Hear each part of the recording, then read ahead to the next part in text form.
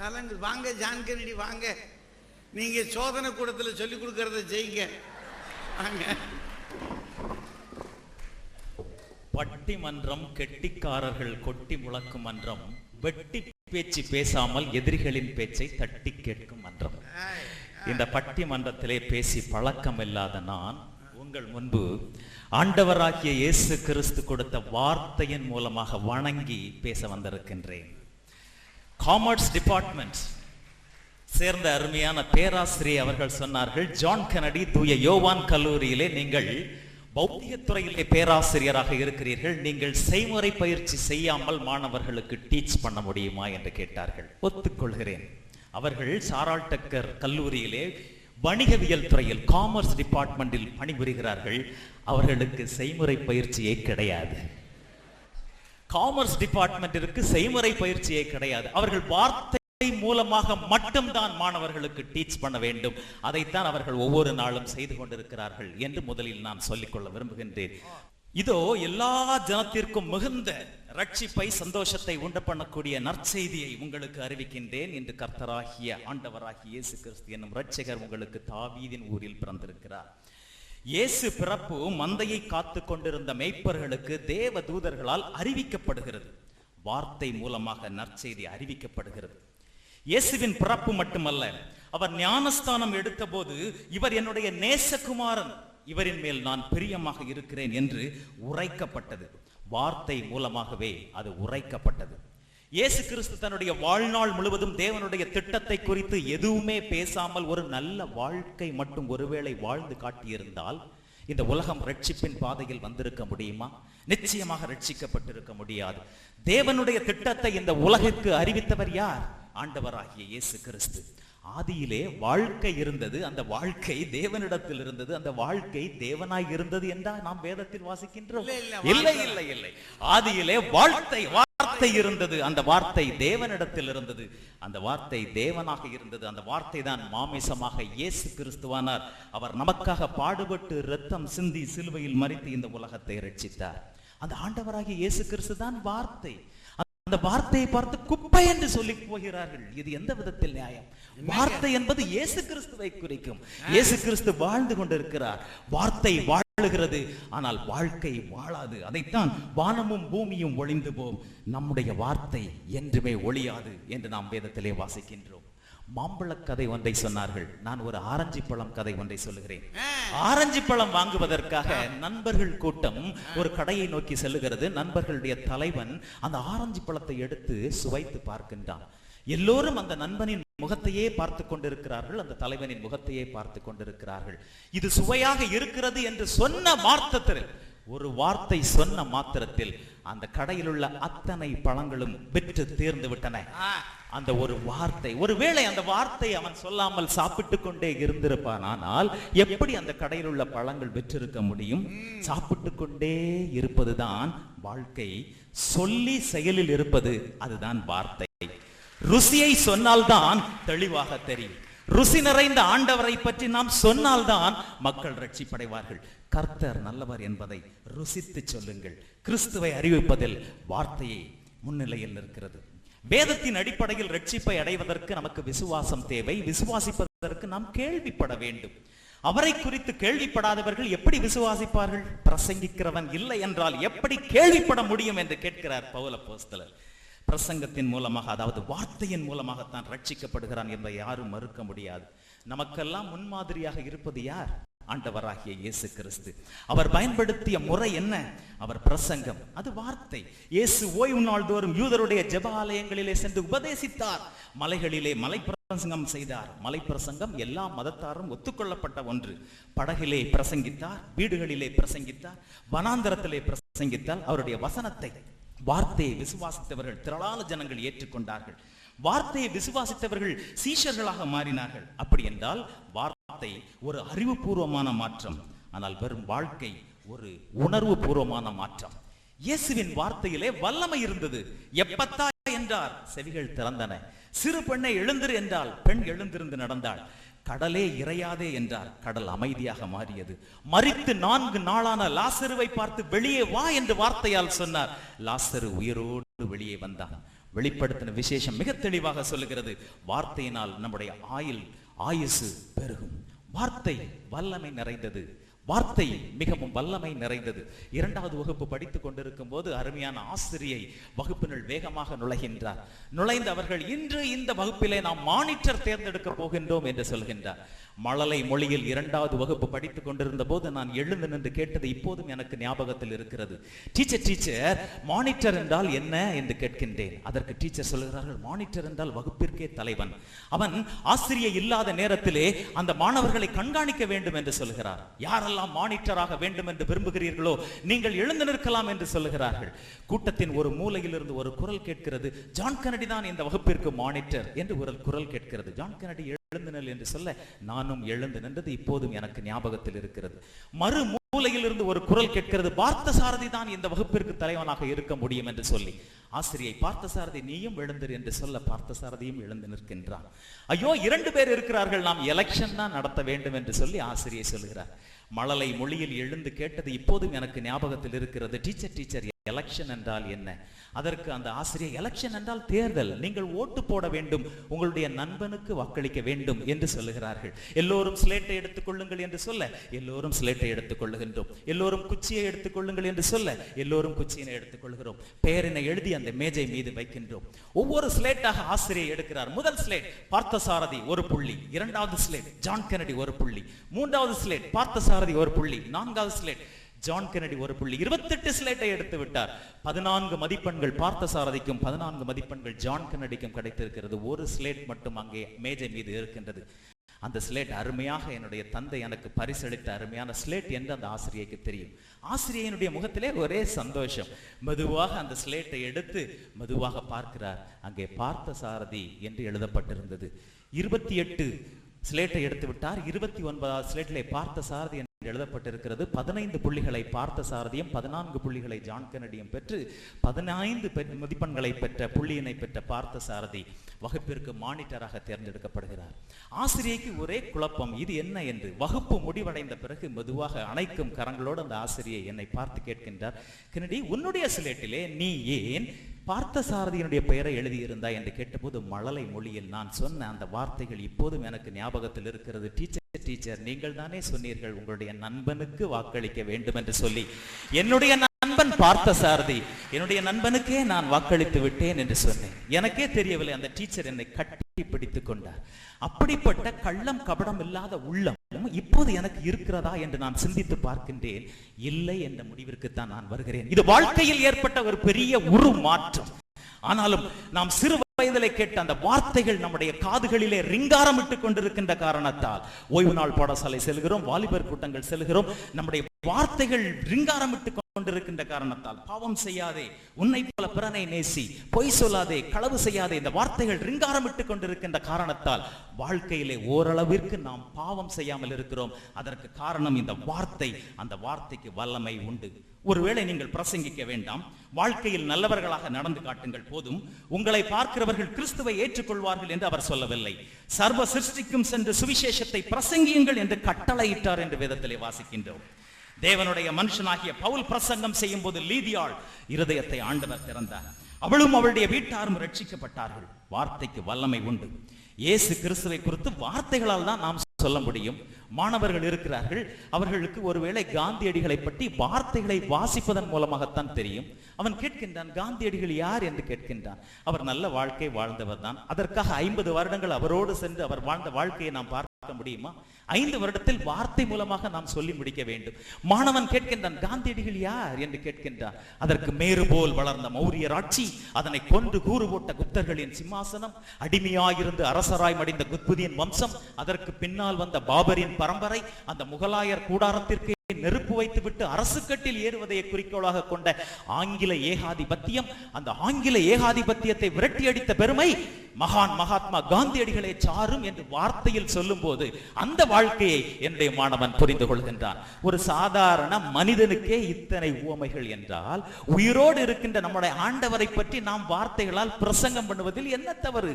வார்த்தைகளில் மூலமாகவே ஆண்டவருடைய வாழ்க்கையை நாம் சொல்ல முடியும்.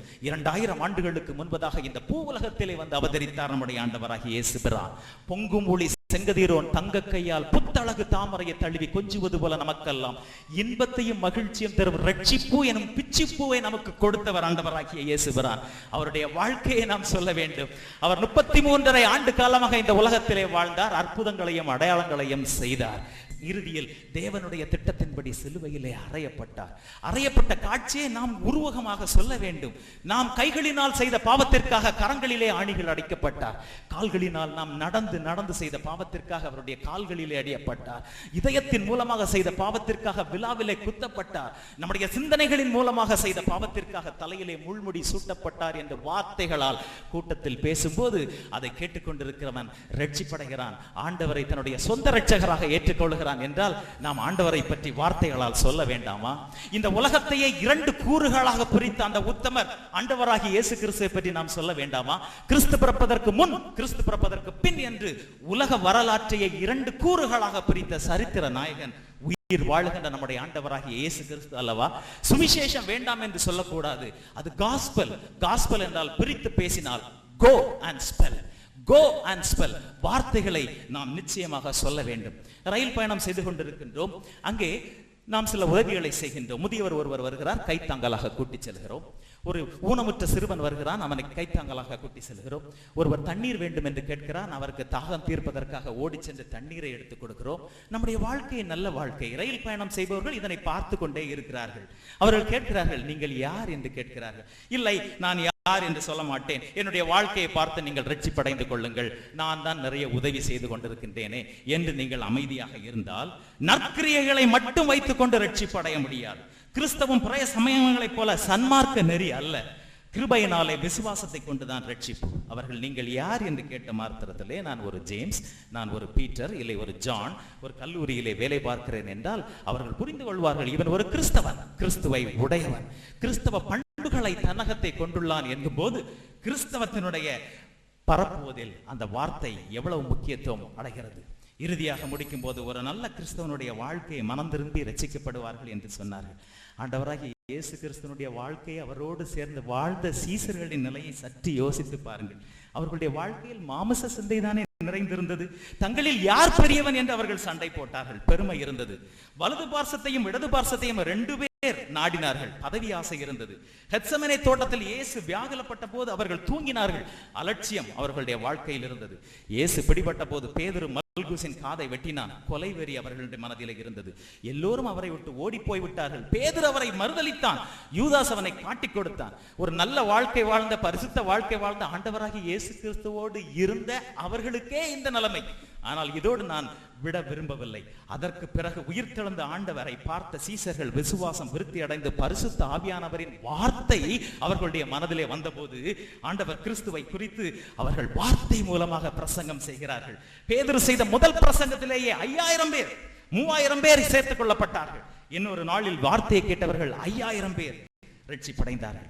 பேதுருவின் வாழ்க்கையை பற்றி அவர்களுக்கு யாருக்குமே தெரியாது. அந்த பேதுரு சொன்ன, ஆண்டவர் கொடுத்த அந்த வார்த்தையை அவர்கள் சொன்னதன் மூலமாகத்தான் அத்தனை பேர் ஆண்டவரை ஏற்றுக்கொண்டார்கள். வார்த்தையின் மூலமாகத்தான் நிச்சயமாக கிறிஸ்துவை அறிவிக்க முடியும். இறுதியாக நாம் இப்போது எங்கு பார்த்தாலும் தெருக்களிலே ஆண்டவருடைய வார்த்தை, கிறிஸ்துவினுடைய வார்த்தை, ஆலயங்களிலே எங்கும் வார்த்தை, மேடைகள் தோறும் கிறிஸ்துவின் வார்த்தை, வானொலியில் கிறிஸ்துவின் வார்த்தை, தொலைக்காட்சியில் கிறிஸ்துவின் வார்த்தை. சபை வளர்கிறது, அனைவரும் ரட்சிப்படைகிறார்கள். நான் நல்ல வாழ்க்கை வாழ்ந்து கொண்டிருக்கின்றேன். நெற்றியிலே அறிவை தேக்கி, நெஞ்சத்திலே அயர்வை போக்கி, நேர்மையை வடிவமாக்கி, சிந்தனை விருந்து வைக்கும் சிறப்பு மிகும் கிறிஸ்தவ வாழ்க்கை வாழ்ந்து கொண்டிருக்கிறேன் என்று சொல்லி 4 சுவர்களுக்கு இடையில் 4 மாவடையில் திரு மோகன் சி லாசரஸ் அவர்கள் உட்கார்ந்திருந்தால் எத்தனை பேரை அவர் ரட்சிப்பின் பாதையில் கொண்டு வந்திருக்க முடியும்? வானொலியில் ஊழியம் செய்கிறார், டிவியிலே ஊழியம் செய்கிறார். தன்னுடைய வார்த்தையை சொல்லுவதன் மூலமாக, ஆண்டவருடைய வார்த்தையை சொல்லுவதன் மூலமாக எத்தனையோ கோடிக்கணக்கான மக்கள் என்று ரட்சிப்பின் பாதையில் வருகிறார்கள் என்றால் அவர்கள் வாழ்க்கையை வைத்து ஒன்றுமே செய்ய முடியாது.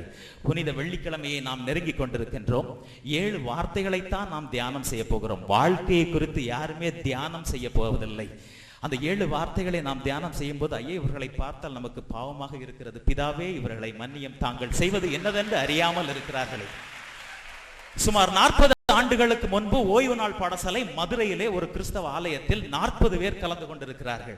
அதிலே ஆசிரியர் வந்து கேட்கிறார், யாரெல்லாம் பரலோகம் செல்ல வேண்டும் என்று சொல்லி. 39 பேர் ஒரு பக்கம் வந்து விட்டார்கள். ஒருவர் மட்டும், ஒரு ஒல்லி குச்சான ஒருவர் மட்டும் தனியாக வந்து நிற்கின்றார். அவரை பார்த்து அந்த ஆசிரியை கேட்கின்றார், என்னப்பா நீ மட்டும் தனியாக வந்து நிற்கின்றாய், நீ பரலோகம் செல்ல வேண்டாமா என்று கேட்டபோது அந்த சிறுவன் சொன்ன வார்த்தை என்ன தெரியுமா? பரலோகத்தில் நற்செய்தி அறிவிக்க இயலாது, பரலோகத்தில் நற்செய்தி அறிவிக்க இயலாது, அதனால்தான் நான் நரகத்திற்கு செல்ல விரும்புகிறேன், அங்கே வார்த்தை மூலமாக நான் நற்செய்தி சொல்ல முடியும் என்று அந்த சிறு உள்ளம் சொல்லுகின்றது. வாழ்க்கை என்ற சொல்லை எடுத்துக்கொள்ளுங்கள். முதல் 2 எழுத்தை சேர்த்தால் வாழ். நீங்கள் நல்லவர்களாக வாழுங்கள், வல்லவர்களாக வாழுங்கள், இரக்கம் உள்ளவர்களாக வாழுங்கள். 1, 3, 4 ஆகிய எழுத்துக்களை சேர்த்தால் வாக்கை. உங்களுடைய வாக்கை வார்த்தை என்ற ஆண்டவராகிய இயேசு கிறிஸ்துவுக்கு அளித்து வாழுங்கள். அப்படி அளித்து வாழ்ந்தால், வாழ்க்கை என்ற சொல்லின் முதல் எழுத்தையும் இறுதி எழுத்தையும் சேர்த்தால் வாகை. நீங்கள் உங்களுடைய வாழ்க்கையிலே வெற்றி வாகை சூடுவீர்கள் என்பதில் சிறிதளவும் ஐயமில்லை. வாழ்க்கை என்று நான் சொன்னவுடன் அவர் வார்த்தை என்ற வார்த்தையை பார்க்கின்றார். முதல் 2 எழுத்தை சேர்த்தால் வார், என்னுடைய காலை வார வேண்டும் என்று நினைத்துக் கொண்டிருக்கின்றார். வார்த்தை என்ற சொல்லினுடைய முதல் எழுத்தையும் இறுதி எழுத்தையும் சேர்த்தால் வாதை. நிச்சயமாக வார்த்தை அணியினரை வாதை எனும் கூடாரம் அணுகாது என்று கூறிக்கொண்டு கிறிஸ்துவை அறிவிப்பதில் வார்த்தை தான் முதலிடம் வகிக்கிறது. வாய்ப்பிற்கு நன்றி கூறி விடைபெறுகிறேன். நன்றி, வணக்கம். அடே அப்பா, வாங்க ராஜா வாங்க.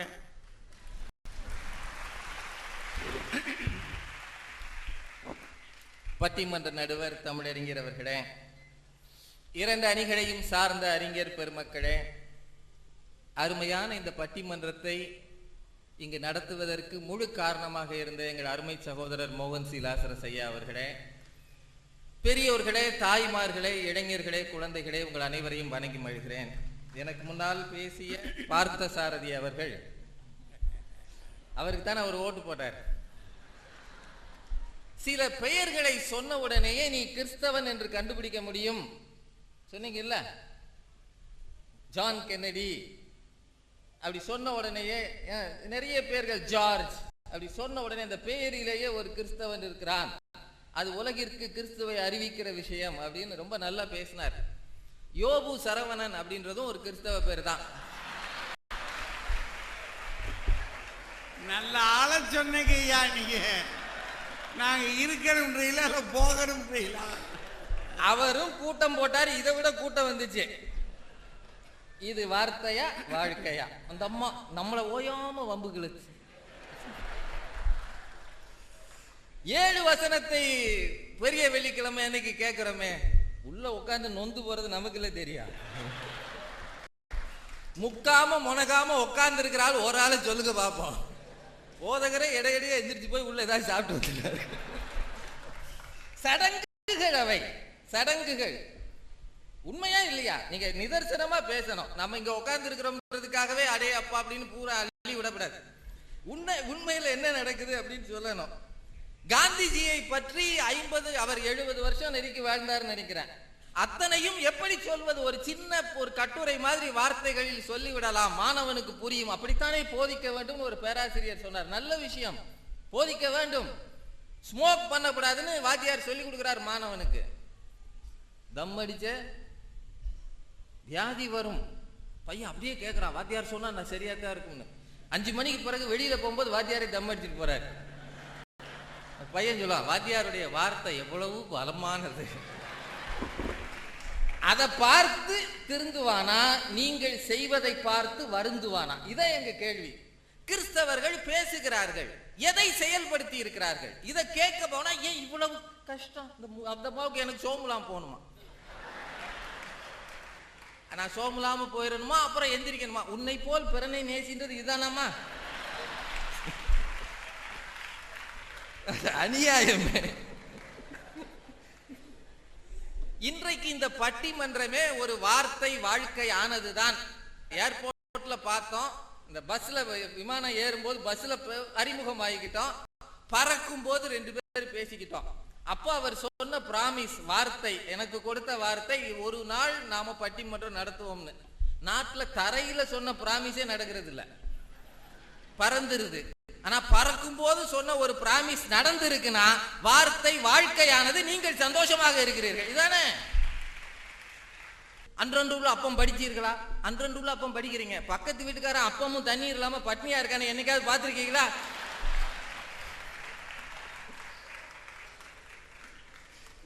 அவனு ஜெபிச்சிருக்கணும். இங்க எத்தனை வேஷம் போடுகிறோம் சார். லென்த் டேஸ் உபவாசம் இருக்கிறோம்னா அதுக்குன்னு ஒரு மூஞ்சி வச்சிருக்கோம். வச்சிருக்கோமா இல்லையா? யாராவது பார்த்தோம்? ஃபாஸ்டிங். என்ன ஃபாஸ்டிங்? ஏற்கனவே 2 வாழைப்பழம் 1 டம்ளர் பால் சாப்பிட்டு இருக்கு. ஃபாஸ்டிங் என்ன ஃபாஸ்டிங்? வேஷம் போடுறீங்களா இல்லையா? நீ உபவாசம் இருப்பது அடுத்தவனுக்கு தெரியணும் அவசியம் இல்லையே. நீ உபவாசம் இருக்கும் போது மீந்து போகிற உணவை யாராவது ஒரு ஏழைக்கு கொடுத்தால் உன் உபவாசம் மேலே கணக்கில் ஏற்றப்படும். அது நீ உபவாசம் இருக்கிறேன்னு ஓம்பட்டுக்கு சொல்லி உனக்கு விளம்பரம் தேடுகிறாயே தவிர உண்மையான கிறிஸ்துவை எங்கே காட்டி இருக்கிறாய்? அதை கேட்கறதுக்கு தான் வந்திருக்கோம். இவ்வளவு டென்ஷன். வக்கீலம்மா எதுக்கு அம்பது குதி? நான் கேட்கிறேம்மா, உங்கள் வார்த்தைகள் எல்லாம் இந்த சமூகத்தில் கிரியை செய்திருந்தால் வக்கீலம்மா, கிறிஸ்தவர்கள் எவரும் சொத்து சண்டைக்காக கோர்ட் படி ஏறி இருக்க கூடாது. உண்மையா இல்லையா? கிறிஸ்தவர்கள்ல டயசிஸ்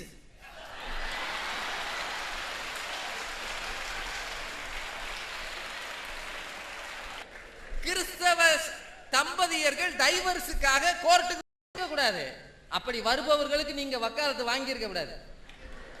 அவங்க தான் நிறைய வராங்க, நான் என்ன பண்றது அப்படின்னு சொல்லி இருக்க கூடாது.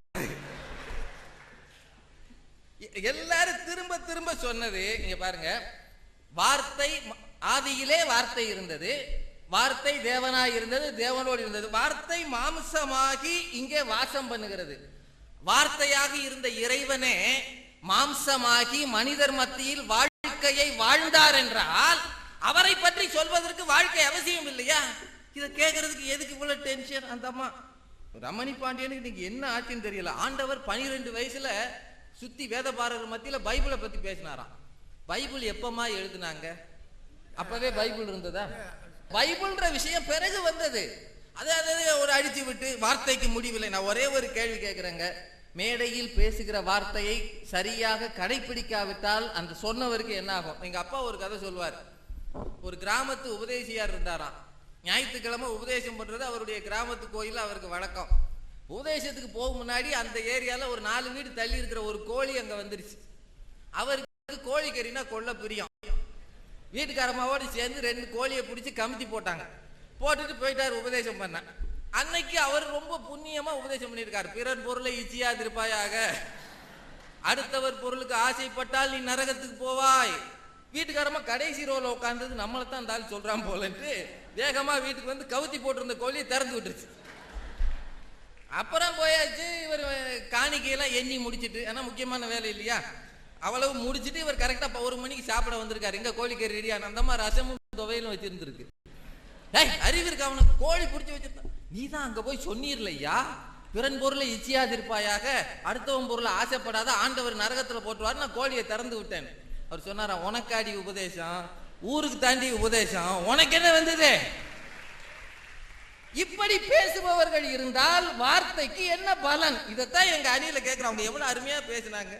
கழுத பேசுது, நீயோ கடன் வாங்க மாட்டாய், மற்றவருக்கு கடன் கொடுப்பாய். நிறைய செய்தி சொல்லிருக்காங்க. ஒண்ணு மட்டும் சொல்றேங்க, அன்னை தெரசா இந்த மண்ணுக்கு வந்த போது கல்கத்தாவில் கிறிஸ்தவத்தை எங்கே ருசித்தாருன்னு கேட்கிறாங்கல்ல. ஒரு சேரி பகுதியில ஒரு இந்து சகோதரிக்கு அவங்க 2 பிரெட் கொண்டு போய் கொடுத்துருக்காங்க. பட்னியா இருந்த ஒரு சகோதரிக்கு 2 பிரெட், 2 loaves ஆஃப் பிரெட் கொடுத்த உடனே அந்த இந்து சகோதரி அதை வாங்கிக்கிட்டு ஒன்ன தனக்கு வச்சுட்டு இன்னொன்னை எடுத்துக்கிட்டு ஒரு 4 வீடு தள்ளி போனாங்களாம். போய் அதை கொடுத்துட்டு வந்திருக்கிறாங்க. அப்போ வந்த உடனே அன்னை தெரசா அவங்ககிட்ட கேட்டிருக்காங்க, இது 2 உனக்கு கொடுத்தனே, நீ வச்சுக்காம அங்கேயே கொண்டு போன? இப்போ அந்த பொண்ணு சொல்லிச்சா, அங்க ஒரு முஸ்லீம் பொண்ணு இருக்கு, காய்ச்சல்ல படுத்து கிடக்கு, நானாவது நல்லா இருக்கேன், அதுக்கு சாப்பாடு கிடையாது, அதனால நான் இதை கொண்டு போய் அவளுக்கு கொடுத்தேன். அவ பாவம் பசியா இருப்பாள்ல, தன்னுடைய அடுத்த வேளை உணவுக்காக வைத்துக் கொள்ளாமல் அங்கே ஒரு ஜீவன் துடிக்கிறது என்று பார்ப்பதற்கு இருப்பவர்கள் இந்துவாக இருந்தாலும் முஸ்லீமாக இருந்தாலும் உண்மையான கிறிஸ்துவை அவர்கள் தான் உணர்ந்திருக்கிறார்கள். இதை சொல்றதுக்கு என்ன கஷ்டம்? இதுக்கு கிறிஸ்தவர்களா இருக்கணும்னு அவசியம் இல்லை. இது நாங்க பேசினா முறைச்சு பார்க்கறது. அவங்களே நிறைய செய்தி சொல்லியிருக்காங்க. ஒரு பெரிய டாபிக் இது. கடல் கடந்து இங்கே மிஷனரிகளாக வந்தவர்கள் பட்ட கஷ்டங்களை தயவு செய்து யோசித்து பாருங்க. சென்னையிலிருந்து மதுரைக்கு வருவதற்கு பல்லக்கில் வந்தா 15 நாள் ஆகுமா, கட்ட வண்டியில வந்தா 18 நாள் ஆகுமா. அப்படி கஷ்டப்பட்டு வெளிநாட்டிலிருந்து 3 மாத கடல் பயணம் பண்ணி இங்கே வந்து ஒரு கம்யூனிகேஷன் கிடையாது, ஒரு வகையான தொடர்பு. இன்னைக்கு பேசுகிற செல்போன் கிடையாது, ஏர் கண்டிஷன் கார் கிடையாது, கள்ளர் பயம் உண்டு, மொழி தெரியாது. அத்தனைக்கு மத்தியிலும் இந்த மண்ணுக்காக வந்து தங்களை உயிரை தத்தம் செய்தவர்களால் இந்த மண்ணில் விதைக்கப்பட்டது கிறிஸ்தவம். தயவு செய்து நினைச்சு பாருங்க. அப்படிப்பட்டவர்கள் வாழ்க்கையில் பிறந்தது கிறிஸ்தவம், வெறும் வார்த்தையில் பிறந்தது அல்ல. வார்த்தைக்கு மொழி முக்கியமா? ஆண்டவரின் வார்த்தை அத்தனை மொழிகளிலும் நீங்க போய் சொல்ல முடியாது. ஏன்னா நீங்க உங்களுக்கு சௌராஷ்டிரால பேசினா அந்த மொழி தெரியணும், இந்திக்காரவங்க பேசும்போது உங்களுக்கு ஹிந்தி தெரியணும். ஆனால் நல்ல செயல்களில் கிறிஸ்தவராக நீங்கள் வாழ்வதற்கு மொழி அவசியம் இல்லை, மொழி அவசியம் இல்லை. ஒருத்தர் அடிபட்டு கிடக்கிறான், அவன் இந்திக்காரன், அவன் ஐயோ அப்பான்னு அழுவதற்கு அவனுக்கு தமிழ், நம்ம போய் தூக்கணும்னா அவன் கூட பேசுறதுக்கு தமிழ் இந்தியும் தெரிஞ்சிருக்கணும். ஆனால் அடிபட்டு கிடக்கிறவனை தொட்டு தூக்குவதற்கு உங்கள் செயல்கள் தான் முக்கியம், அங்கே மொழி தேவையே இல்லை. இதுதான் கிறிஸ்தவம். என்ன பேச்சு! ஒரு சமீபத்தில் நடந்த ஒரு செய்தி, யார் கிறிஸ்தவர்கள், இந்த கிரஹாம் ஸ்டெயின்ஸ் சொன்னதுனால சொல்றேன்.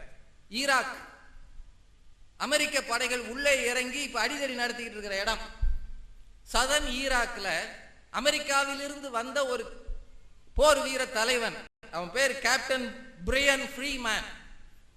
அந்த ஊருக்குள்ள அவன் காவல் போய் சுத்தி பார்த்துக்கிட்டு இருக்கும் போது விளையாடிக்கிட்டு இருந்த சின்ன பசங்கள்ல ஒருத்தன் 3 பல்லு முன்னாடி எத்திக்கிட்டு இருக்க ஒரு சின்ன பையன், அந்த பையனை அவர் பார்த்துட்டார். அந்த பையன் பேர் அமீர், ஒரு இஸ்லாமிய பையன். அவருக்கு என்னவோ அந்த பையன் பேர்ல ஒரு தனி பிரியம். பார்த்துருக்கிறாரு, இந்த பையன் துருத்துருன்னு இருக்கிறானே, நல்ல பையனா இருக்கிறானே. அவங்ககிட்ட அப்பப்போ அவர் அந்த பக்கம் போகும்போது அவனை கூப்பிட்டு விளையாட சொல்லி பார்ப்பாராம். அந்த வாரம் ஞாயிற்றுக்கிழமை பேப்பர்ல அந்த பையன் படத்தோட ஒரு செய்தி வந்திருந்தது. அவருக்கு அந்த மொழி தெரியாதனால மற்றவங்ககிட்ட விசாரிச்சிருக்கிறார், என்ன இந்த செய்தி. அப்ப அவங்க சொல்லியிருக்கிறாங்க, இவனுக்கு பிறவியில் இருந்த இதயத்தில் ஓட்டை, 1 மாதத்துக்குள்ள இவனுக்கு ஆபரேஷன் பண்ணலைன்னா செத்து போயிடுவான்னு அந்த பத்திரிகையில் இருக்குன்னு சொல்லியிருக்கிறாங்க. அப்ப அவருக்கு பயங்கர பதட்டம். அட பாவி, இந்த பையன் செத்து போயிடுவானே, நம்ம என்ன பண்றது? இவர் வந்து USA காரர், இந்த ஊருக்கு வந்திருக்கிறார், அவன் இஸ்லாமிய பையன். உடனே இவர் என்ன சொல்லியிருக்கிறாரு, யாரையாவது பிடிச்சி அவங்க ஃபேமிலியை பார்க்கணும். இவர் அதிகாரினால பார்த்துட்டாங்க. அவங்க அப்பாட்ட கேட்டிருக்காங்க, அவங்க அப்பா பேர் அபு அலி, இவனை எப்படியாவது காப்பாற்றணும். அவர் சொல்லிருக்காரு, பணமெல்லாம் கிடையாது, ஏற்கனவே நாங்க சண்டையில கிடக்கோம், அப்படியே இருந்தாலும் இவனை இந்த ஊரை விட்டு வெளியே கொண்டு போறதுக்கு வசதி இல்லை, விசா வாங்க பணம் இல்லை. அவர் சொல்லியிருக்கிறாரு, பிரையன் இல்லை, இவனை நான் காப்பாற்றுவேன். அவங்க வீட்டுக்காரமா பேரு சார்லட், she is in US, phone பண்ணியிருக்கிறார். இந்த பாரு, இங்க ஒரு பையன் இருக்கிறான், அவன் பேர் அமீர், உடம்பு சரியில்லை, அவனுக்கு இதய நோய், அவனுக்கு எப்படியாவது நான் மெடிக்கல் ரிப்போர்ட் அனுப்புறேன், அமெரிக்க விசா வாங்கி நீ அனுப்ப வேண்டியது உன் பொறுப்பு, அவனுக்கு ஆபரேஷன் செய்து அவன் உயிரை காப்பாற்ற வேண்டும். ஒரு வரி உனக்கு சொல்லுகிறேன், நமக்கு 2 ஆம்பளை பசங்க இருக்காங்க இதுவரைக்கும், இனிமேல் நமக்கு 3 பிள்ளைகள், 3வது பிள்ளை ஈராக்கில் இருக்கிறது. போன்ல சொன்னாராம். கணவர் சொன்னதை கேட்டு அந்த பொண்ணு இம்மீடியட்டா முயற்சி எடுத்து கஷ்டப்பட்டு அமெரிக்காவிலிருந்து விசா வாங்கிருச்சு. வாங்கி விசா அனுப்பப்பட்டது. அந்த விசா வர்ற நாளில் இவர் தீவிரவாதிகளால் கடத்தப்பட்டார். பிரையன் ஃப்ரீமேன் தீவிரவாதிகளால் கடத்தப்பட்டார். அடுத்த நாள் காலை சல்லடைகளாக துடைக்கப்பட்ட உயிரற்ற உடலை தெருவில் வீசி எறிந்து விட்டு போய்விட்டார்கள். அன்றைக்கு அந்த விசா வந்தது. அபு அலியும் அந்த பிள்ளைகளை அழுதாங்க, ஒரு மனுஷன் எங்களை காப்பாற்றணும்னு நினைச்சாரே, அவரும் போய் சேர்ந்துட்டாரே, இனிமே எப்படி இந்த புள்ள பிழைக்க போகுதுன்னு அழும்போது இவர் இறந்து போனார் என்ற செய்தியை சார்லட்டுக்கு அமெரிக்க அரசாங்கம் சொன்னது. அந்த அம்மா அழவே இல்லை. அவள் என்ன சொன்னார் தெரியுமா? என் மகனை இங்கே அனுப்புங்கள், என் மகனை இங்கே அனுப்புங்கள். என் கணவர் போய்விட்டார் என்பது தெரிந்து விட்டது, ஆனால் இன்னொரு உயிர் போய்விடக் கூடாது, அமீரை அனுப்புங்கள் சொன்னாள். அமீர் அங்கு போனான். ஆபரேஷன் வெற்றிகரமாக முடிந்தது. முடிந்த பிறகு அவனை கட்டி தழுவி அதற்கு பிறகு சொன்னாள், இனிமேல் நான் என் கணவருக்காக அழுவேன். இதுதான் கிறிஸ்தவ அன்பு. உங்களை சபிக்கிறவர்களை ஆசீர்வதியுங்கள், உங்கள் பகைக்கிறவர்களை சிநேகியுங்கள். இப்படி சொல்வதற்கு, வாழ்ந்து காட்டுவதற்கு கிறிஸ்தவர்கள் மண்ணில் இருக்கிறார்கள். அப்படிப்பட்டவர்களால் கிறிஸ்தவம் காட்டப்படுமா? ஒரே ஒரு விஷயம் மட்டும் சொல்லிடுறாங்க. நிறைய அவர் அங்க நல்ல கேள்வி கேட்டாங்க. 50 ஆண்டுகளுக்கு முன்னால் காந்திஜி சொன்னது, கிறிஸ்தவர்கள் கிறிஸ்தவர்களாக வாழ்ந்திருந்தால் நீங்கள் மேடை போட்டு பிரசங்கம் பண்ண வேண்டியது இல்லை, நீங்க டிராக்ஸ் கொடுக்க வேண்டியது இல்லை. நமக்கு கொடுக்குற டிராக்ஸே பலதை மிச்சர் கடைக்கு போட்டுறோம், பண்றோமா இல்லையா? நிறைய வந்து சேர்ந்துருச்சு. தினம் புக்கா வந்தா என்ன பண்றது, எம்பூட்ட படிக்கிறது சொல்றமா இல்லையா? செய்ய வேண்டியது இல்லை. இதோ இந்த அதிகாரி கிறிஸ்தவர் லஞ்சம் வாங்க மாட்டார், அதுவும் லென்த் டேஸ்ல வாங்கவே மாட்டார். இல்ல அப்பதான் வாங்கி உடனடியா ஜெபிக்க வரான். சொல்லி இருக்கிறோமா? மோசே காலத்துல 10 கற்பனைகள் வார்த்தைகளாக கொடுக்கப்பட்டன. 10 கட்டளைகள், கடவுளின் வார்த்தைகள் 10 கட்டளைகள். ஆனால் ஆண்டவர் 2ஆ சுருக்கினார். தேவனாகிய கர்த்தர் ஒருவரே கர்த்தர், அவரே நீ நேசிக்கணும். அடுத்தது உன்னை போல் புறனை, 2 தான் கொடுத்தார். 10 2ஆ குறைச்சார். இதை இன்னும் நீங்க குறைக்கலாம், ஏன்னா எல்லாமே குறைஞ்சிக்கிட்டே போகுது, சுருங்கிக்கிட்டே போகுது. குறைக்கலாம் உங்கள் வாழ்க்கையின் மூலமாக. அவர் கிறிஸ்தவர், நிச்சயமாக லஞ்சம் வாங்க மாட்டார், நேர்மையாகத்தான் வாழ்வார் என்று 100 பேருக்கு மத்தியில் ஒருவர் இருந்தால் 100 பேரில் 10 பேர் அசைக்கப்படுவார்களா இல்லையா? ரமணி பாண்டியர் அருமையான கிறிஸ்தவ தாய், தன் மகனுக்கு கல்யாணம் பண்ணும்போது வரதட்சணை வாங்க மாட்டார்கள். இல்ல இல்ல, மகளுக்கு கொடுத்ததை மகன்கிட்ட இருந்து வாங்குவாங்க அப்படின்னு சொல்றதுக்கு உங்களால் முடியுமா முடியாதா? தயவு செய்து யோசித்து பாருங்கள். எங்கேயெல்லாம் கிறிஸ்தவம் வாழ்க்கையாக மாறுகிறதோ அங்கேதான் அது நிலைத்து நிற்கிறது. வார்த்தைகளை வீட்டில எழுதி போட்டுவிட்டு இந்த வீட்டில் சமாதானம் இருக்கிறது என்று கணவனும் மனைவியும் சண்டை போட்டுக் கொள்வதனால் வீட்டுக்குள்ளே வருபவர்களுக்கு மகிழ்ச்சியா? 29ஆம் தேதி எங்கேயாவது ஒரு அவர் இண்டிபெண்டன்ட் பாஸ்டர் வந்தா என்ன கஷ்டப்படுறோம்? 29ஆம் தேதி ராத்திரி 9 மணிக்கு வந்துடுறாரு. வந்தவருக்கு ஏதாவது கொடுக்கணும். எல்லாரும் ஜெபம் பண்ணிக்கிட்டு இருக்கும்போது அப்பாவும் அம்மாவும் மட்டும் கண்ணை திறந்து பேசிக்கிட்டே இருப்பாங்க. எம்புட்டு இருக்கு மனுஷன் நேரம் வந்திருக்கிறாரு, சொல்றமா இல்லையா? அவர் நெருக்கடி என்னவோ அந்நேரம் வந்திருக்காரு. அவர் வாழ்க்கையும் சரியில்லை, நம்ம வாழ்க்கையும் சரியில்லை. உண்மையா இல்லையா? இதையெல்லாம் யோசித்து பாருங்கள். ஒன்னே ஒன்னு சொல்லிடுறேன், ரேங்கிங் எது முதலிடம் அப்படின்றது ரேங்கிங் இல்லை, பெர்ஃபார்மன்ஸில் தான் இருக்கிறது. உலக கிரிக்கெட் தரவரிசையிலே ரேங்கிங்கில் இந்தியா 4வது, பங்களாதேஷ் 8வது. ஆனால் பெர்ஃபார்மன்ஸில் பங்களாதேஷ் இந்தியாவை மண்ணைக்கவ வைத்தது என்பது நிதர்சனம். எதுக்கு உங்களை பட்டிமன்றத்துக்கு பேச கூப்பிட்டுருக்காங்க? நீங்கள் பேச்சாளராக வாழ்வதால் தான் உங்களை பேச கூப்பிட்டுருக்கிறார்கள். பேச்சாளராக இல்லாதவங்களை பேச கூடுவாங்களா? எப்படி வாழ்கிறோம் என்பதுதான் முக்கியம். ஒன்னே ஒண்ணு மட்டும் சொல்லிடுறேன். அவர் நல்ல ஒரு கேள்வி கேட்டார். அவர் வாழ்ந்தாரே, வாழ்ந்த போது கூட இருந்த சீடர்கள் எல்லாம் என்ன ஆனார்கள்? ஓடி விட்டார்கள். அவர் நல்ல கேள்வி கேட்டார். ஏன்? 3 வருஷமாக அவர் சொன்ன அத்தனையும் பார்த்தார்கள். அவர்கள் கேட்டார்கள். கேட்க காதுள்ளவன் கேட்க கடவன். எல்லாரும் கேட்டாங்க. நீ மறுதலிப்பாய்னு சொன்னார். சொன்ன பிறகு அவர் மாட்டேன்னு சொன்னார், ஆனா மறுதலிச்சார். அவர்கள் மனம் எப்போது மாறியது என்றால் சிலுவை மரணத்தை பார்த்த பிறகு மாறியது. சிலுவையில் தொங்கி அவர் ரத்தம் சிந்தினார், இவர்தான் தேவகுமாரன் என்று 100க்கு அதிபதி அந்த இடத்திலே சொன்னான். அவர் மரணத்தை பார்த்த பிறகு 100க்கு அதிபதி சொன்னான். அதனால தான் அவர் எல்லார் காலையும் கழுவினார். லாஸ்ட் சப்பர்ல ராபோஜனத்தில் கால்களை கழுவினார். நீ எவன் ஒருவன் பெரியவனாக இருக்க வேண்டும் என்றால் பணிவிடைக்காரனாக இருக்க வேண்டும் சொன்னார். சொன்னபடி கால்களை கழுவினார். கழுவிட்டு சொன்னார், நான் உங்களுக்கு செய்தது போல நீங்களும் செய்யும்படி உங்களுக்கு மாதிரியை காண்பித்தேன். ஆண்டவரும் போதகருமாகிய நானே உங்கள் கால்களை கழுவினது உண்டானால் நீங்களும் ஒருவருடைய கால்களை ஒருவர் கழுவுங்கள். ஆண்டவர் சொன்னாரா இல்லையா? சொன்னபடி செய்கிறவன் நான் உங்களுக்கு கற்பிக்கிற யாவையும் நீங்கள் செய்வீர்களானால் என் சிநேகிதராய் இருப்பீர்கள். தகப்பனையும் தாயையும் கனம் பண்ணுவாயாக என்று படித்ததை அவர் மேலே இருந்து சொல்லி காட்டினார். அம்மா அதோ உன் மகன், மகனே அதோ உன் தாய். சொன்னாரா இல்லையா? அத்தனையும் அவர் வாழ்ந்து காட்டினார். அதை வாழ்ந்து காட்டுவதற்கு நாம் தயாராக இருக்கிறோமா என்பதுதான் கேள்வி. ஒரு நல்ல கிறிஸ்து நல்லார் ஒருவர் உளரேல் அவர் பொருட்டு எல்லாருக்கும் பெய்யும் மழை என்று திருக்குறள் சொல்லும். நீங்கள் நல்லார் ஒருவராக கிறிஸ்தவராக இருந்தால் நாடு முழுக்க கிறிஸ்தவம் எப்பயோ பரவி இருக்கும். அனாவசியமான பிரச்சனைகளே இருந்திருக்காது. அது பரவுகிறதா இல்லையா என்பது அல்ல. இந்த மண்ணில் இருந்த ஒரே ஒரு செய்தி மட்டும் சொல்லி நிறைவு செய்து, இந்த மண்ணில் இருந்த எத்தனையோ நல்ல பாதிரியார்கள் இருந்திருக்கிறார்கள். இந்து பையன்களை பார்க்கும்போது, ஏய் உன் நெற்றியில் ஏன் திருநீர் இல்லை? உன் சமய சின்னத்தை நீ ஏன் அணியவில்லை? ஏன் இப்படி வந்திருக்கிறாய் என்று கேட்டவர்கள் இருக்கிறார்கள். மதம் மாறுவதல்ல அவர்கள் நோக்கம், மனம் மாறுவதுதான் நோக்கம். மனத்தால் எவன் ஒருவன் ஒழுக்கமாக இருக்கிறானோ அவனுக்குள்ளே கிறிஸ்து இருக்கிறார். கிறிஸ்துவை அப்படித்தான் அறிவிக்க வேண்டும். அதுதான் பிரச்சனை இல்லாத பிரச்சனை.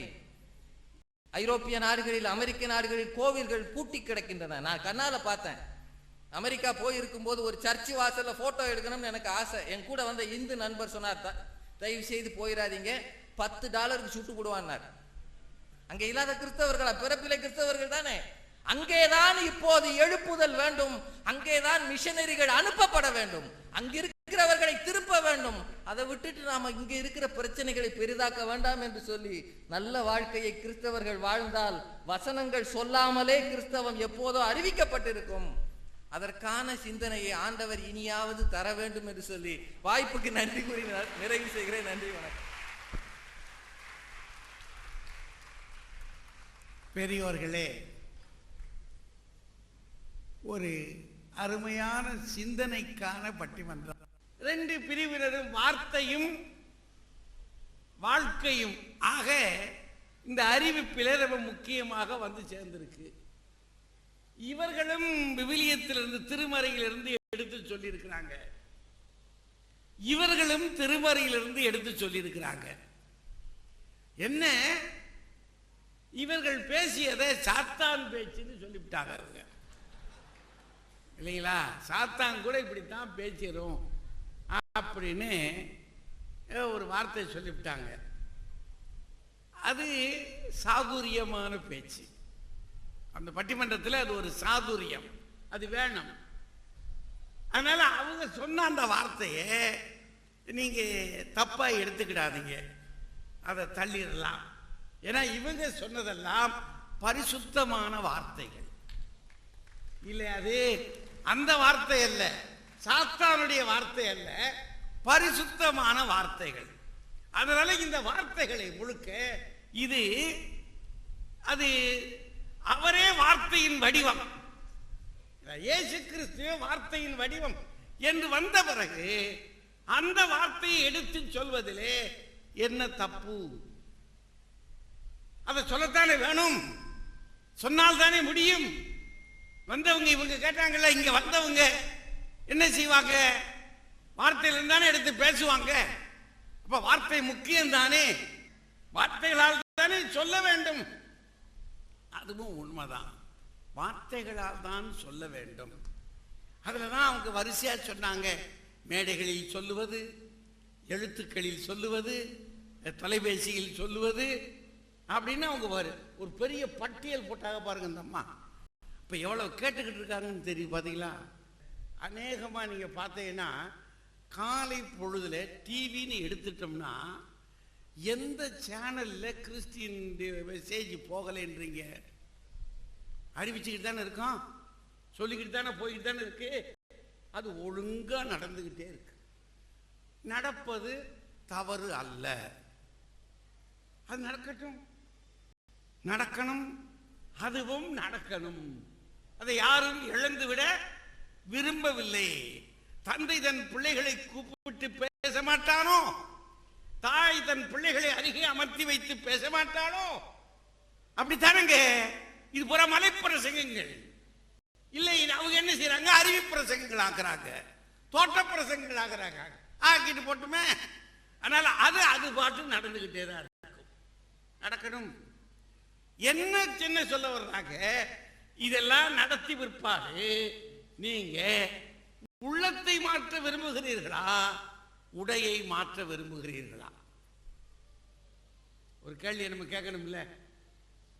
இப்ப அப்படி தூக்கி நிறைய வச்சுக்கிடுவோம், நேரம் காலி கருதி வச்சுட்டா. முதல் உலக மகா யுத்தம், இரண்டாவது உலக மகா யுத்தம் எங்கே நடந்தது? ஐரோப்பாவில் நடந்தது, இல்லைங்களா? யாருக்கும் யாருக்கும் நடந்தது? என்ன சொல்லுவீங்க? ஜெர்மானியர்களுக்கும் இங்கிலாந்துக்காரர்களுக்கும் நடந்ததுன்னு நீங்க பிரிப்பீங்க. ஜெர்மானியர்கள் கிறிஸ்தவர்கள் இல்லையோ? இங்கிலாந்துக்காரர்கள் கிறிஸ்தவர்கள் இல்லையோ? அப்படின்னா யாருக்கும் யாருக்கும் நடந்தது? இது கிறிஸ்தவர்களுக்கும் கிறிஸ்தவர்களுக்கும், இந்த வார்த்தைக்காரர்களுக்கும் அந்த வார்த்தைக்காரர்களுக்கும் வாழ்க்கை இல்லாததினால்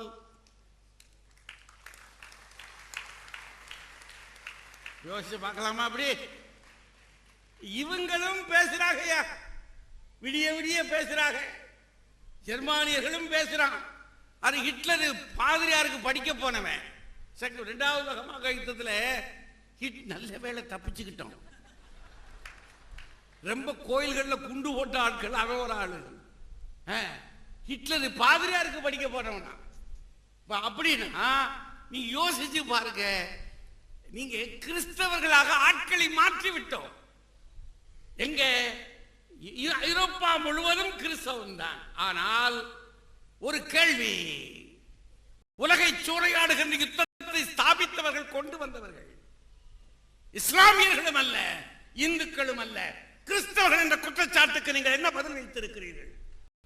என்ன பதில் நம்ம சொல்ல முடியும்? சொல்லுங்க. யார் இந்த யுத்தத்தை கொண்டு வந்தா? ஒழுங்கான புத்தகத்தை நீங்கள் படித்திருப்பீர்கள் என்றால், ஒழுங்கான வேத வாழ்க்கை உங்களுக்குள் இருந்திருக்குமானால் நிச்சயமாக இந்த யுத்தம் வந்திருக்குமா? ஒரு தடவை அல்ல, இரண்டாவது தடவை.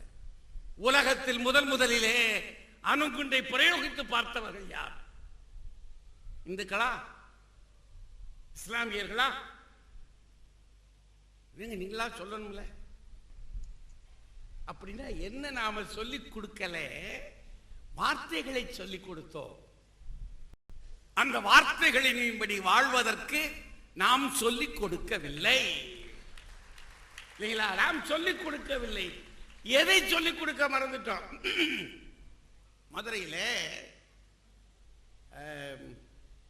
2 பிரிவினர், நான் இப்ப சொல்லவும் தொலைய முடியாது. ஒரு எக்ஸ், ஒரு ஒய். அப்படி சொல்லிட்டா சிக்கல் இல்லை. ஏன்னா இப்ப எல்லாம் இருக்கு, இயேசு கிறிஸ்து மட்டும் இல்லை, மற்ற எல்லாம் இருக்கு இங்க. அதனால இப்ப நம்ம அதை சொல்ல முடியாது. ஒய் நொறுக்கப்பட்டவர், எக்ஸ் அவரை நொறுக்கி கொண்டிருப்பவர். அதனால இந்த ஒய் அப்ப வந்திருந்த கிறிஸ்தவ பாதிரிமார்கள், அன்றைய வெள்ளைக்காரர்கள், அவங்க அதை பார்த்தாங்க. பார்த்துட்டு, இல்லை இதுக்கு ஏதாவது நாம் செய்தாகணும், ஏதாவது செய்தாகணும், ஏதாவது செய்தாக வேண்டும், வெறும் வார்த்தைகளில் அல்ல செயல் ஆக்க வேண்டும் என்று எண்ணி பார்த்தவர்கள் எல்லாரையும் அழைச்சாங்க. எக்ஸையும் அழைச்சாங்க, ஒய்யும் அழைச்சாங்க. நாளை மாலை அன்பின் திருவிருந்து. அதுல என்ன அர்த்தம்னா, இந்த அன்பின் திருவிருந்தில் அன்றைக்கு உணவு ஆக்குவது எல்லாம் ஒய் ஆக்குவார்கள். இந்த எக்ஸ் உதவி செய்ய வேண்டும், அவ்வளவுதான். அப்புறம் சாப்பிட உட்காருகிற பொழுது ஒய் உட்கார்ந்து இருப்பாங்க. எக்ஸ் என்ன செய்யணும்? இந்த சாப்பாட்டை எடுத்து அவர்களுக்கு பரிமாறணும். இவ்வளவுதான். அன்பின் திருவிருந்து வேளை வந்தது. ஆண்டவரும் வந்து அமர்ந்து விட்டார். திருவிருந்திற்காக ஒய் வரிசை வரிசையாக தாங்கள் ஆக்கிய பதார்த்தங்களை வைத்து விட்டு வந்து அமர்ந்திருக்கிறார்கள். ஆனால் இயேசு கிறிஸ்து மட்டும் வரவில்லையே என் இனிய பாரத தேசமே என்று இவர் பாடினார் பாருங்க, பாரதிதாசன் பாட்டு. அது மாதிரி வந்து உட்கார்ந்து இருக்காங்க எல்லாரும். ஒய் உட்கார்ந்து இருக்கு, எக்ஸ்ல எவரையும் காணும். அப்புறம் பிறகு வெள்ளக்காரங்க போய் ஓடி போய் என்ன என்ன என்ன நேராச்சு நத்திங் டு யூ. அவர் சொல்றாங்க, எப்பா கிறிஸ்து நான் இருக்கட்டும், ஏசு இருக்கட்டும், வந்து உட்கார்ந்து இருக்காங்க இருக்கட்டும், ஆக்கிட்டாங்கப்பா, நீங்க சேர்ந்து சாப்பிடுங்க. அவனும் நானும் சரியா உட்காரவா? அப்படின்னா யாரு இல்லை, யார் அங்கே இல்லை, நீ யாருக்குள்ள இல்லை. நீங்க உங்களில் யூதன் என்றும் இல்லை, கிரேக்கன் என்றும் இல்லை, அடிமை என்றும் இல்லை, சாதின் என்றும் இல்லை, ஆண் என்றும் இல்லை, பெண் என்றும் இல்லை, நீங்கள் எல்லாம் கிறிஸ்துவுக்குள் ஒரே மாம்சமாக இருக்கிறீர்கள் என்ற வார்த்தை மட்டும் அவர்களுக்குள் இருந்திருக்குமானால், அது வாழ்க்கையாக மாறி இருந்திருக்குமானால் மாற்ற முடிஞ்சிருக்கா? சொல்லணும்ல. நம்ம ஆளுங்க கம்யூனியன் ஒன்னா இருக்குன்னு இவங்க சொல்றாங்க. ஒரே பாத்திரத்தில் பானம் பண்ண வேண்டும் என்பதுதான் ஆண்டவருடைய உத்தரவு. ஆனால் என்ன நடந்தது தெரியுமா? ஜியு போப்பை பற்றி சொன்னார் பாருங்க இவரு. ஜியு போப்பை பற்றிய வரலாறு. இன்னைக்கு கம்பெனியின் ஒரே பாத்திரமாக இல்லை, ஒரு வட்டத்தில் சின்ன சின்ன நட்ட பாத்திரமா இருக்கும். பார்த்திருக்கீங்களா? என்ன கதை அது? எதனால் அது அப்படி வந்துச்சு? அதனுடைய வரலாறு என்ன? அங்கே தஞ்சாவூர்ல இந்த மாதிரி ஆல்டர்ல வந்து எல்லாம் முட்டு போட்டாச்சு. ஜி போப்பு ஒவ்வொருவருக்கும் ராவ திருவிருந்து ஆராதனைக்கு வந்து நிற்கிறார் கொடுக்கறதுக்கு. வந்தா முன்னே முதல் வரிசையில் ஒரு ஒய் இருக்காரு, இந்த கடைசியில் ஒரு எக்ஸ் இருக்காரு. இவர் இங்க போன உடனே இந்த எக்ஸ் ஓ அப்படின்னாரு. யார பால் யார யோ அப்படின்னாரு. அதுல சத்தம் போடக்கூடாது இல்லையா, அவர் இப்படின்னாரு. திரும்பவும் அவர் சத்தம் போட்டாரு. இவர் எல்லாம் வச்சுட்டு வந்து என்ன சகோதரனேனாரு. எனக்கு முதல்ல கொடுத்துட்டு அப்புறம் அவனுக்கு கொடு. அவன் அதெல்லாம் நல்லா இல்லையா? ஒன்றும் சொல்லலை அவர். சகோதரனே, அவருக்கு கொடுப்பதற்குத்தான் ஆண்டவர் எனக்கு உத்தரவு கொடுத்திருக்கிறார். அவருக்குத்தான் நான் தருவேன். உம்முடைய விருப்பம் இருந்தால் நீர் இரும், பிறகு உம்முடைய விருப்பம் என்று போயிட்டார் அவர். அவர் எந்திரிச்சு போகும்போது அவர் ஒரு பார்வை பார்த்துட்டு, நீர் அடுத்த மாதம் எங்கே இருக்கிறீர்கள் நான் பார்த்துட்டு பிடிக்கிறையா.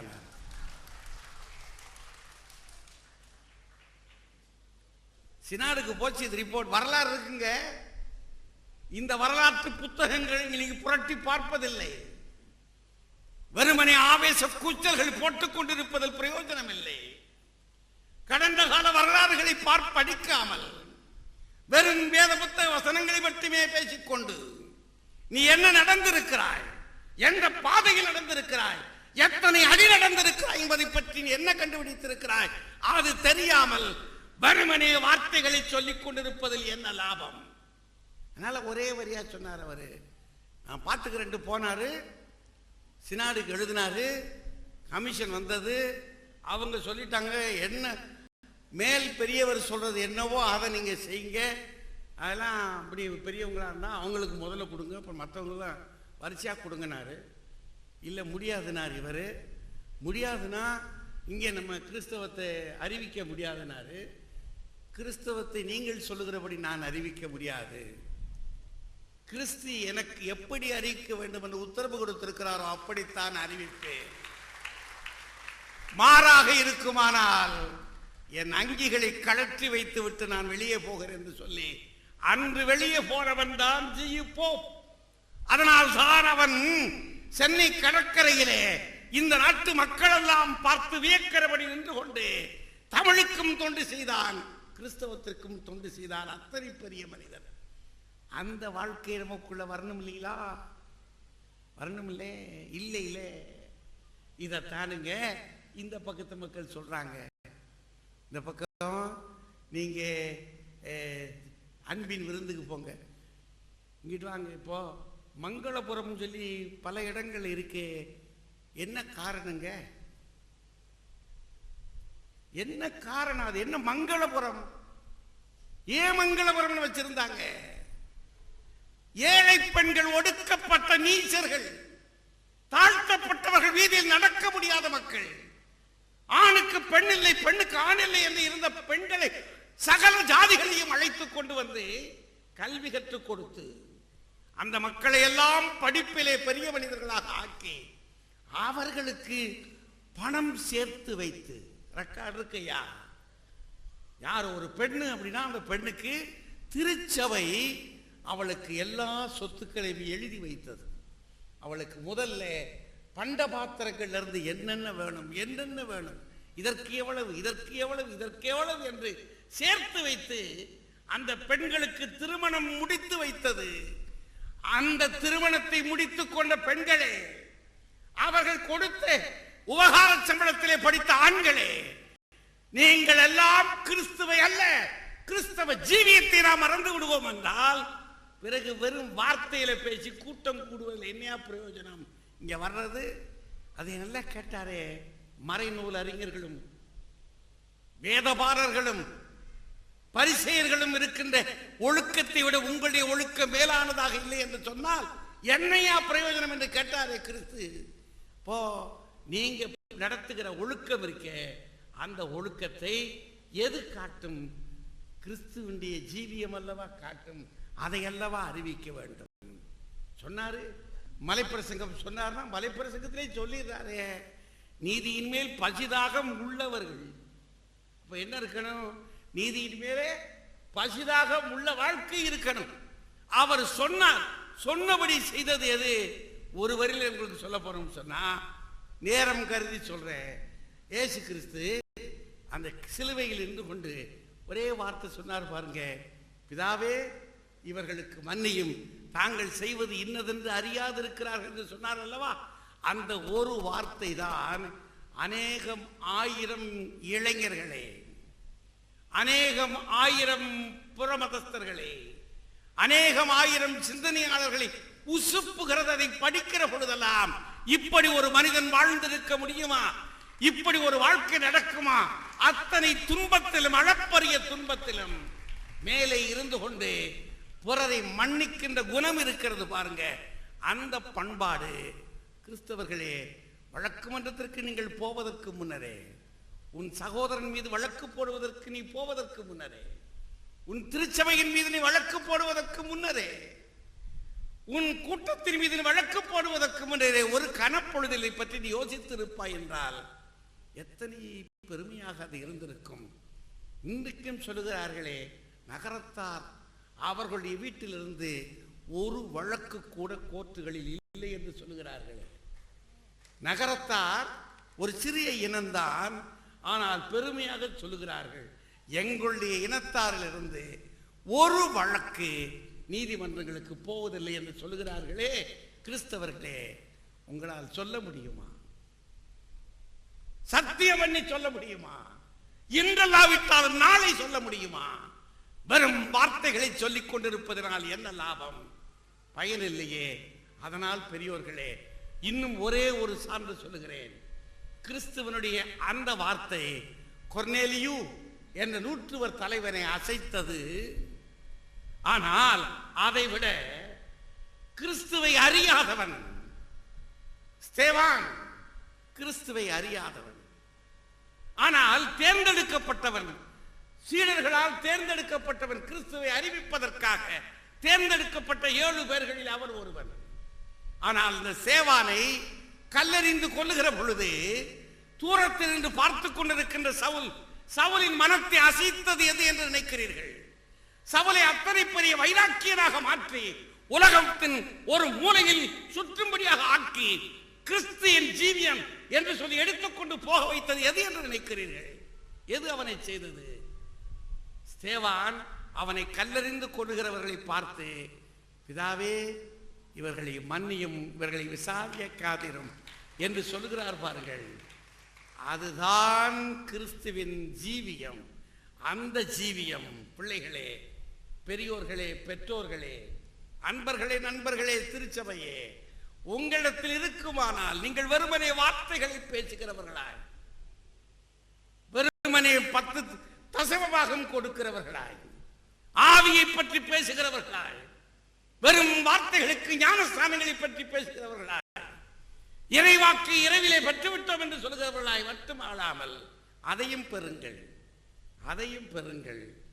ஆனால் வாழ்கின்ற வாழ்க்கையிலே உங்களை பார்த்து உங்கள் அங்கை வீட்டுக்காரர் அவரை பார்க்கிற பொழுதெல்லாம் யாரோ ஒரு பெரிய மனிதரை பார்ப்பது போல் இருக்கிறது என்று சொல்லி பார்த்து பெருமைப்பட்டு முன்னே போகிற 2 பாதங்களின் பின்னே அந்த நிழலிலேயே தாங்களும் நடப்பதற்கு ஆசைப்படும்படியாக செய்யுங்கள். அந்த வாழ்க்கை தான் இனி கிறிஸ்துவை அறிவிக்கும், உலக மக்கள் முன்னரே கொண்டு போய் சேர்க்கும். வெறுமனே வார்த்தைகள், எங்கு போனாலும் கிடக்கிற வார்த்தைகள், அதில் உயிர் இருக்கிறது தான். ஆனால் அந்த உயிரே எவர் சொல்லுகிறாரோ, எவர் கடைப்பிடிக்கிறாரோ அவர் மூலமாகத்தான் அது கிடைக்கும். அந்த ஜீவன் நம் அனைவருக்கும் கிடைக்கும்படி இறை அருள் நமக்கு கிடைக்கட்டும் என்று சொல்லி வாழ்த்தி வணங்கி நன்றி கூறி விடைபெறுகிறேன். வணக்கம். ஆண்டவர் இந்த பட்டிமன்றத்தின் மூலம் நம்மோடு பேசியிருக்கிறார். நாம் கிறிஸ்துவை நம்முடைய வாழ்க்கையில் வெளிப்படுத்த வேண்டும். நம்முடைய வார்த்தையிலே இயேசுவை நாம் அறிவிக்க வேண்டியது அவசியம். ஆனால் முதலாவது நம்முடைய வாழ்க்கையில் இயேசுவை காண்பிக்க வேண்டும். இயேசுவை நம்முடைய வாழ்க்கையில் காண்பித்து அறிவிக்கும் பொழுது ஆண்டவர் அதில் மகிமைப்படுவார். எல்லாரும் ஒரு நிமிடம் நமக்கு முன்பாக மாதிரியாக வாழ்ந்து காண்பித்த இயேசுவை முன்னிறுத்தி, ஆண்டவரை உம்மை போல நாங்கள் வாழ்ந்து காண்பிக்க எங்களுக்கு கிருபை தாரும். நாங்கள் அதில் தவறிவிட்டோம். எங்களுடைய வாழ்க்கையிலே நாங்கள் தவறிவிட்டோம். அநேக காரியத்திலே நாங்கள் தவறிவிட்டோம். ஆண்டவரே, தயவாக எங்களை மன்னியும். இனிமேல் நாங்கள் உமக்காக உம்மை போல வாழ்ந்து காண்பிக்க எங்களுக்கு உதவி செய்யும் என்று சொல்லி எல்லாரும் ஒரு நிமிடம் தேவ சமூகத்தில் நம்ம அர்ப்பணித்து நாம் ஜெபிக்கலாம். பரிசுத்த ஆவியானவர் நம்மோடு பேசி கொண்டிருக்கிறார். இயேசுவை நம்முடைய வாழ்க்கையின் மூலமாய் வெளிப்படுத்த வேண்டும் என்று பேசி இருக்கிறார். இதுவரை நாம் எப்படி வாழ்ந்திருந்தாலும் இன்றைக்கு ஒரு தீர்மானம் பண்ணுவோம். ஆண்டவர் என்னோடு பேசினார், என் வாழ்க்கையின் மூலமாக நான் இயேசுவை வெளிப்படுத்த ஒப்பு கொடுக்கிறேன் என்று சொல்லுகிறவர்கள் எத்தனை பேர் உண்டு? அப்படியே நிற்கிற இடத்தில் வலது கரத்தை உயர்த்தலாம். ஆண்டவர் இந்த இடத்தை கவனித்துக் கொண்டிருக்கிறார். ஒரு தீர்மானத்தோடு இந்த பட்டிமன்றத்தை நாம் முடிக்கிறோம். ஆண்டவர் தெளிவாக நம்மோடு பேசி இருக்கிறார். மிஷனரிகள் வந்து வாழ்ந்து காண்பித்தார்கள்.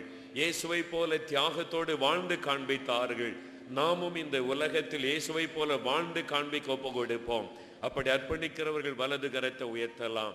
தகப்பனே, உம்முடைய கல்வாரி சிலுவைக்கு முன்பாக நாங்கள் நிற்கிறோம். ஆண்டவரே, உம்முடைய பிரதான கட்டளையை நிறைவேற்றுவதற்காக, உம்மை அறிவிப்பதற்காக எங்களை நாங்கள் ஒப்பு கொடுக்கிறோம். எங்களுடைய வாழ்க்கையின் மூலமாய் உங்களை காண்பிப்பதற்கு எங்களை ஒப்பு கொடுக்கிறோம். இதுவரை எங்களுடைய வாழ்க்கையிலே காணப்பட்ட தவறுகளை கர்த்தர் மன்னிப்பீராக. நாங்கள் தவறு செய்து விட்டோம் ஆண்டவரே. அநேக காரியத்தில் நாங்கள் குறைவுள்ளவளாய் இருக்கிறோம் என்று ஒத்துக்கொள்ளுகிறோம் ஆண்டவரே. தயவாக எங்களை நீர் மன்னிப்பீராக. இன்றைக்கு எங்களோடு பேசின வார்த்தைக்காக உமக்கு ஸ்தோத்திரம். நாங்கள் எங்களுடைய வாழ்க்கையில இயேசுவை காண்பிப்பதற்கு ஒப்பு கொடுக்கிறோம். அதற்கு எங்களுக்கு உதவி செய்வீராக. நாங்கள் வாழ்கிற வாழ்க்கையில இயேசுவை காண்பிக்க எங்களுக்கு உதவி செய்யும். பரிசுத்த ஆவியானவர் எங்களுக்கு உதவி செய்வீராக. இன்று முதல் ஒரு புதிய இருதயத்தை, புதிய வாழ்க்கையை எங்களுக்கு கொடுப்பீராக. இன்று முதல் உம்மை எங்களுடைய வாழ்க்கையிலே காண்பிக்க எங்களுக்கு கிருபை கொடுப்பீராக. எங்களுடைய வாழ்நாளெல்லாம் நாங்கள் இயேசுவை போல வாழுவதற்கு நாங்கள் ஒப்பு கொடுக்கிறோம் ஆண்டவரே. எங்களுக்கு நீர் கிருபை தாரும், எங்களுக்கு உதவி செய்யும். ஆண்டவர் எங்களுக்கு உதவி செய்கிறதற்காக ஸ்தோத்திரம். யார் யார் அர்ப்பணித்தார்களோ இந்த குடும்பங்களை, இந்த பிள்ளைகளை விசேஷமாய் கர்த்தர் ஆசீர்வதியும். இன்று முதல் ஆவியானவர் அவளுக்கு உதவி செய்வீராக. புது இருதயத்தை கொடுத்து நடத்துவீராக. இனி கடைசி வரை நாங்கள் உம்மை போல வாழ்ந்து காண்பிக்க எங்களுக்கு உதவி செய்வீராக. ஆண்டவர் எங்களுக்கு அப்படி கிருபை தருகிற அன்பிற்காக ஸ்தோத்திரம். இதில் பங்கு பெற்ற ஒவ்வொரு குடும்பங்களையும் ஆசீர்வதியும். நீ தொடர்ந்து உம்முடைய வார்த்தைகளை கொண்டு அவர்களோடு கூட பேசும். ஆண்டவரே, உம்முடைய நாம மகிமைக்கென்று எங்களை அர்ப்பணிக்கிறோம். எங்களுக்கு வந்து அருமையாக இந்த பட்டிமன்றத்தில் பேசி இந்த நிகழ்ச்சியை நடத்தி கொடுத்த ஒவ்வொருவருக்காக நாங்கள் ஜெபிக்கிறோம். எங்களுடைய அருமையா சாலமன் பாப்பையா அவர்களுக்காக நாங்கள் உம்மை துதித்து ஜெபிக்கிறோம். கர்த்தர் அவர்களை ஆசீர்வதிப்பீராக. அவளுக்கு நல்ல சரீர சுகபலனையும் நீடி ஆயுளையும் கொடுப்பீராக. இன்னும் அவர்கள் மூலமாக நீர் மகிமைப்படும்படி ஆசீர்வதிப்பீராக. இங்கே பேசின ஒவ்வொரு சகோதர சகோதரிகளுக்காக ஜெபிக்கிறோம். ஒவ்வொருவரையும் ஆசீர்வதியும். அன்பு சகோதரர் ராஜா அவர்களை நீர் ஆசீர்வதிப்பீராக. இதற்கு உதவி செய்த உழைத்த எல்லாரையும் நீர் ஆசீர்வதியும். எல்லா மகிமை நாங்கள் உமக்கு செலுத்துகிறோம். உம்முடைய நாமம் தொடர்ந்து எங்களில் மகிமைப்படும்படி உமக்கென்று வாழ எங்களை அர்ப்பணித்து நாங்கள் ஜெபிக்கிறோம். இயேசுவின் நாமத்தில் ஜெபிக்கிறோம் பிதாவே, ஆமென்.